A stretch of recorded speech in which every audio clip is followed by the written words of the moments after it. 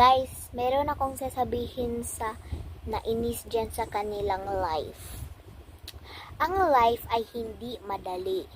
Binigyan na lang tayo ng isang life ni Lord. Kapag namatay na tayo ay wala nang atrasan.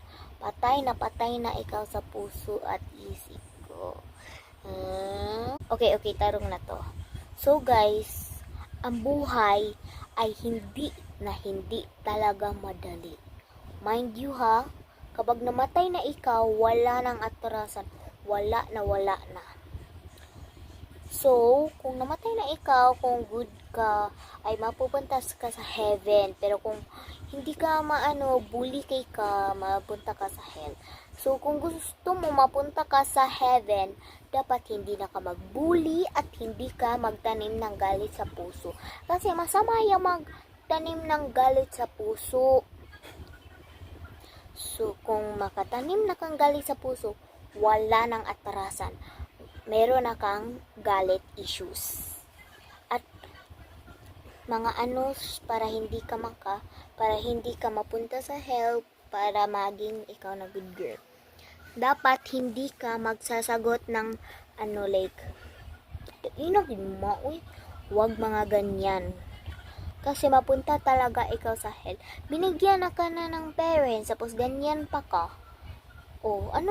Wala nang ang mama at papa mo, ang mga magulang mo, yan ang nagpalaki sa iyo, tapos ganyan mo lang sasabihin, yan lang imong sukli mo sa kanila. Ay, ang hirap talaga magbuhay ng bata. 'Di ba? Kapag ikaw maging nanay, 'di ba, ma-feel na nimo kung siya kahirap maging nanay or 'di ba? Ang hirap talaga. Ang hirap kumita ng pera. Hindi madali. So, kung meron kang pera, di mo. Kung meron kang pera, edi mag-save and save ka. And then, marami na ikaw ang pera. Pareha sa amin. Nag-rent lang kami. Tapos nag-save and save me. Nag-work, save, and work. Ganon. Kasi nag-rent naman mi palay. Tapos nag-save na lang mi. Para maka-stay lang dito. Dito lang kami mag-save. So, yun lang guys. Bye-bye. Salamat sa panonood. So, sana alam nyo na ha kung anong hirap ang buhay.